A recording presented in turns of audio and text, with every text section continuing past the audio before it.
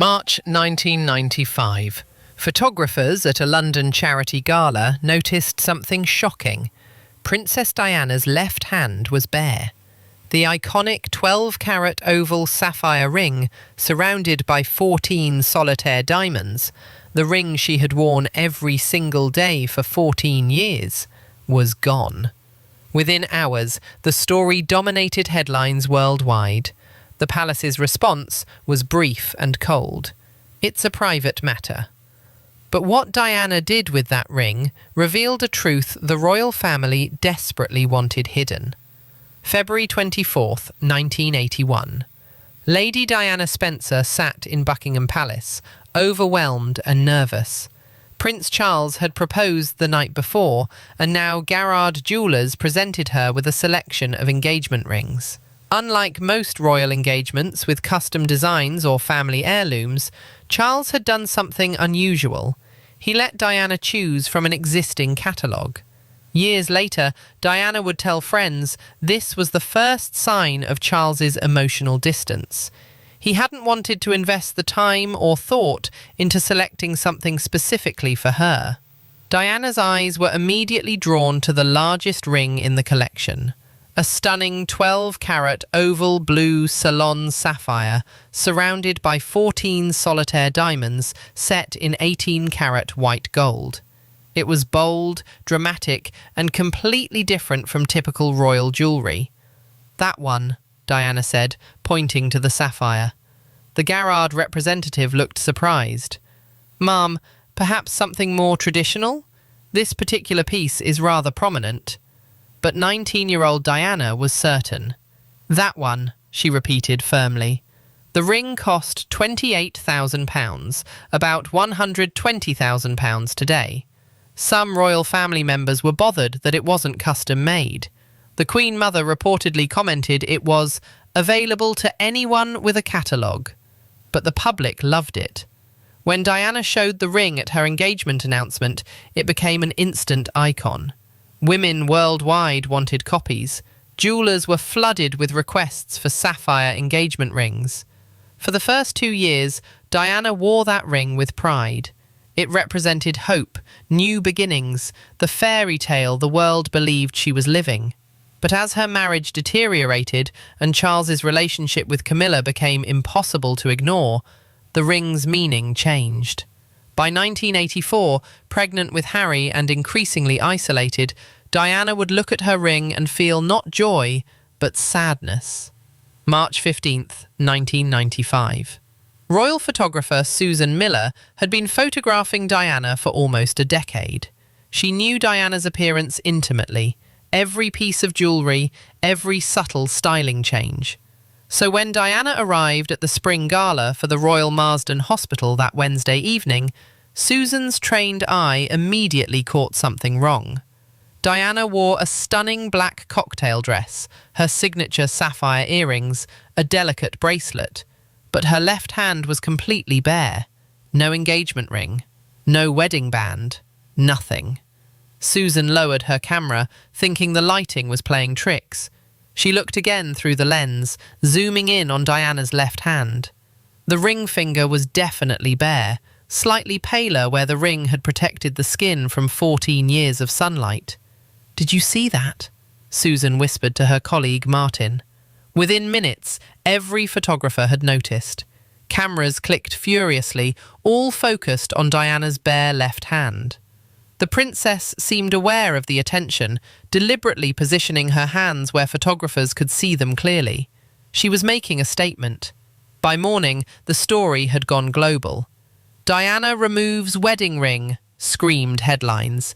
But when reporters called Buckingham Palace for comment, the response was frustratingly brief. "The princess's jewellery choices are a private matter. We have no further comment." That non-answer only fueled speculation. If it was truly private, why not say she'd had the ring resized? The palace's refusal to offer even a simple explanation suggested something far more significant was happening. January 1995, 2 months before the ring disappeared. Diana sat at her dressing table in Kensington Palace, staring at her reflection. She had just returned from another official engagement with Charles, smiling for cameras while barely speaking privately. Her left hand rested on the table, and the sapphire ring caught the lamplight, throwing blue sparkles across the wall. Diana twisted the ring slowly, feeling its familiar weight. "This ring represents a lie," she said quietly to her reflection. She had been thinking about removing it for months, but the implications terrified her. Taking off her engagement ring would be seen as a declaration that her marriage was truly over. The palace would be furious. Charles would claim she was being dramatic. But Diana was tired of wearing a symbol of a marriage that had ended years ago. Every time she looked at that ring, she remembered being 19 and believing Charles would learn to love her. She remembered their wedding day, thinking she was beginning a great love story. The ring had witnessed every disappointment, every lonely night, every humiliation. It had been on her finger when she'd overheard Charles on the phone with Camilla days before their wedding. It had been there during her honeymoon when Charles wore cufflinks Camilla had given him. The final decision came in late February, during her last private confrontation with Charles at Highgrove. As they reviewed divorce documents, Charles glanced at Diana's hand. "You're still wearing that ring like we're still married," he said coldly. "Legally, we are still married, Charles," Diana replied. "Barely. The separation is formal. The divorce is inevitable. You wearing my ring is confusing." Diana felt anger rise in her chest. "Your ring! I chose this ring. I wore this ring. This is my ring, Charles." "It's the Crown's ring," Charles corrected. "It was purchased with Crown funds for a royal engagement. When the marriage ends, that ring should be returned." Diana stood up, hands shaking. "I'll remove the ring when I'm ready, not when you tell me to." Charles's words had crystallized her thinking. The ring didn't represent her marriage anymore. It represented the Crown's control over her. 2 weeks later, Diana made her decision. She was scheduled to give her Panorama interview, where she would speak openly about Charles's affair. Before that interview aired, before she spoke her truth, Diana wanted to make a visual statement that couldn't be ignored. March 15th, 1995. Diana woke early and walked to her dressing room. She opened her jewelry box and picked up the sapphire ring, feeling its weight one last time. She slipped it on her finger just to remember how it felt. For just a moment, she was 19 again, hopeful and excited, believing in fairy tales. Then Diana slid the ring off and placed it back in the jewelry box. She closed the lid firmly. "Goodbye," she whispered. That evening, as Diana's car pulled up to the hospital, she took a deep breath. Her left hand felt strange, lighter, almost naked without the familiar weight. But it also felt free. She stepped out and immediately camera flashes exploded around her. Diana smiled and waved, her ringless left hand clearly visible. She knew exactly what those cameras were capturing. For the first time in 14 years, Diana's left hand told the truth.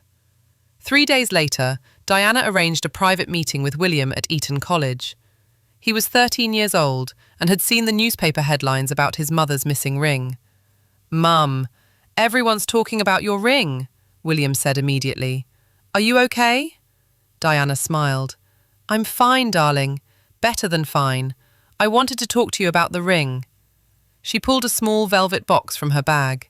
The sapphire engagement ring sat inside. "I stopped wearing it because it represented something that isn't true anymore," Diana explained gently. "But this ring can mean something else for someone else. It can be part of a real love story." She placed the ring in William's hand. "I'm giving this to you. One day you'll fall in love. Real love, William, not the arranged kind your father and I had. When you find a woman you truly want to spend your life with, I want you to give her this ring." Tears filled William's eyes. "Promise me you'll only give this ring to someone you truly love," Diana said. "Don't settle for anything less than real, genuine love." "I promise, Mum." What Diana couldn't have known was how perfectly her wish would be fulfilled. 15 years later, in October 2010, William would propose to Catherine Middleton with that same sapphire ring, telling Kate the story of how his mother had given it to him. The ring that had represented Diana's pain became a symbol of William's happiness. The morning after William's visit, Diana received a furious call from Sir Robert Fellows, the Queen's private secretary. "Diana, we need to discuss the ring situation." That ring is crown property. It should be returned. Diana kept her voice calm. That ring was a gift, Robert. Under British law, an engagement ring is the property of the person who receives it. You have no legal claim to it. This isn't about law, it's about propriety, Robert argued. What's appropriate? Diana shot back. Was it appropriate for Charles to continue his affair throughout our marriage? Was it appropriate for the palace to facilitate that affair? The line went silent. Over the next several weeks, palace officials tried multiple approaches. They suggested Diana should return the ring as a gesture of goodwill. She refused. They implied keeping the ring might affect her divorce settlement. Diana's lawyers shut that down immediately. What infuriated the palace most was their complete lack of control. Diana had made a bold statement by removing the ring, but she refused to explain herself. This was Diana's power at its peak. November 16th, 2010. 15 years after Diana removed the ring, the world learned where it had been.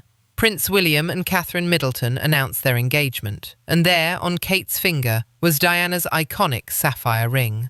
The symbolism was overwhelming. "It's my mother's engagement ring," William explained.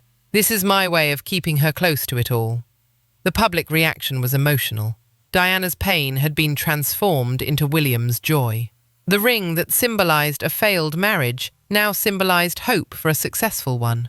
Kate Middleton, who had met William at university and fallen in love with him naturally, was exactly the kind of woman Diana would have chosen for her son. Diana stopped wearing her sapphire ring in March 1995 because it represented everything she needed to leave behind. By removing that ring, Diana reclaimed her truth. She refused to pretend anymore. She refused to wear a lie on her finger for the world to see, and she transformed a symbol of her pain into a promise for her son's future. The palace never wanted you to know the real story because it revealed their greatest failure. They had tried to control Diana, to force her into a mold she didn't fit. When William placed that ring on Kate's finger 15 years later, Diana's sacrifice was complete. The ring that had once felt like a prison had become a blessing. Sometimes, the most powerful thing you can do is let go of what once defined you. Diana understood that. She removed the ring not in anger, but in hope. That's why Diana stopped wearing her ring in 1995, and that's why the palace never wanted you to know.